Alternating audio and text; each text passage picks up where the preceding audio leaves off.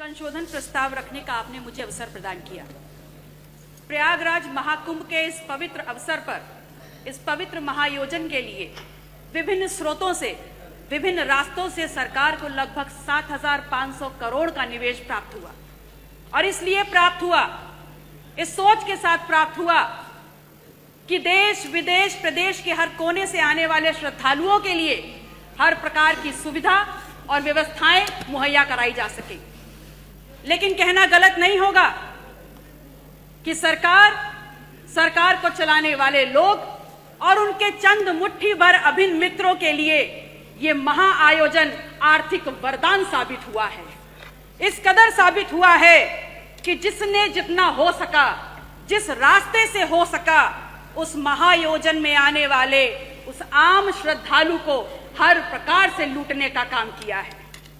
मान्यवर, आज दिल्ली से अमेरिका जाना सस्ता हो गया है। और ध्यान रखिएगा, मैं डंकी रूट की बात नहीं कर रही। आज दिल्ली से अमेरिका जाना सस्ता हो गया है, लेकिन दिल्ली से प्रयागराज जाने की कीमतें आसमान छू रही हैं। 3 लाख करोड़ का आपको राजस्व मिला और उसके बाद भी आम आदमी सुविधाओं के लिए, व्यवस्थाओं के लिए हांफता, रगड़ता, रोता नजर आ रहा है। मान्यवर, सामाजिक और धार्मिक आयोजन में सरकार ने अपनी तरफ से व्यवस्था की गारंटी ली थी, तो आज सरकार को सामने आकर के इस बात को स्वीकारना होगा कि आप ठीक व्यवस्थाएं दे नहीं पाए। उस महाकुंभ में आई हुई संख्या को अपनी उपलब्धि ना बताएं, क्योंकि उस महाकुंभ में आई हुई जो संख्या है वो भारतीय समाज के धार्मिक चेतना का परिणाम है, वो आपकी उपलब्धि नहीं है। उसका श्रेय लेना बंद करिए, बल्कि प्रमुखता से सामने आकर के जो खामियां हुई हैं, जो अव्यवस्था हुई है, उसको स्वीकारिए और सबक लीजिए कि आगे ऐसा दोहराया ना जाए। मानवर, समता, समरसता के तथाकथित संदेश के साथ इस महाकुंभ का आयोजन सरकार ने किया। और सरकार इतनी निरंकुश हो गई, सरकार का प्रशासनिक अमला इतना निरंकुश हो गया कि आपने तमाम नियमों को धता बताते हुए वीआईपी कल्चर खेलना शुरू कर दिया। और इस कदर उसको आगे बढ़ा दिया कि वहां पर वर्गीय विभेद के कारण अव्यवस्था और वहां पर भगदड़ की भेंट चढ़ गया। आम जन की आस्था, आम जन की भावनाएं के साथ जो खिलवाड़ हुआ है वो महज निंदनीय मात्र नहीं है, बल्कि एक पाप है। और वो पाप इस कदर है कि किसी भी प्रकार से स्वयं मां गंगा भी उसको नहीं धो पाएंगी। कितनी देर में आएगा? आप कह रहे हैं कि विपक्ष धार्मिक आयोजन महाकुंभ पर राजनीति करता है, तो एक छोटा सा सवाल आपसे पूछ रही हूं कि ये बताइए, 22 जनवरी 2025 को जब संपूर्ण मंत्रिमंडल परिषद की वहां बैठक आपने आयोजन की थी, तो क्या आप मंत्रिमंडल के लोगों को ले जा करके वहां भजन कीर्तन करा रहे थे? वो भी तो एक राजनीतिक बैठक थी ना। तो फिर राजनीति विपक्ष कैसे कर रहा है? असल में राजनीति कंप्लीट 100% शुद्ध राजनीति तो आप कर रहे हैं, और उसमें भी इस कदर राजनीति कि आपने वहां पर भी, उस पवित्र स्थल पर भी पिछड़ों को पीछे ही छोड़ दिया। आपका नारा है सबका साथ, सबका विश्वास, सबका विकास।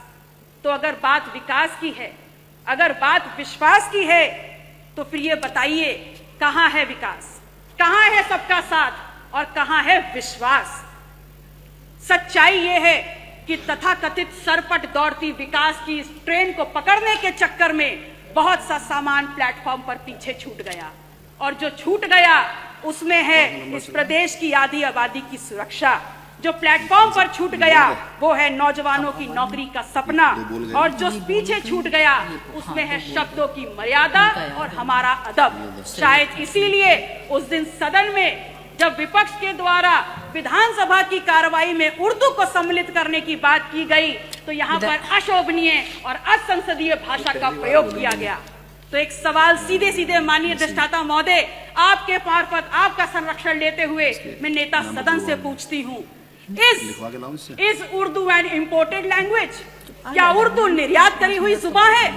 और या फिर क्या ऐसा है कि जब मुगल घोड़े से भारत में आए तो अपने पीछे उर्दू को बैठा करके लाए? विधायक जी, 5 मिनट हो गया। धन्यवाद। माननीय अध्यक्ष जी, 1 मिनट और। माननीय अध्यक्ष जी, मैं सिर्फ इतना कहना चाहती हूँ कि महामहिम राज्यपाल ने हालांकि थोड़ा ही भाषण पढ़ा, पर मैंने देखा हर छोर पर भारत प्रथम स्तर पर है। बड़ी प्रसन्नता हुई और अगले ही पल ये भी समझ में आ गया कि माननीय राज्यपाल महोदय की क्या गलती है। वो तो बहुत दूर से आई हैं। असल में उनको जो झूठा सच्चा लिख के दे दिया गया, उन्होंने पढ़ने का काम किया।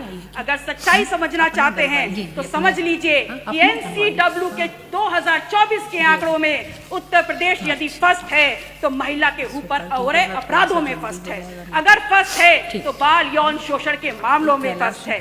कल प्रदेश के मुखिया जब सदन में बात कर रहे थे तो कुंभ में हुई दुर्घटना पर षड्यंत्र की उन्होंने एक तरफ इशारा किया।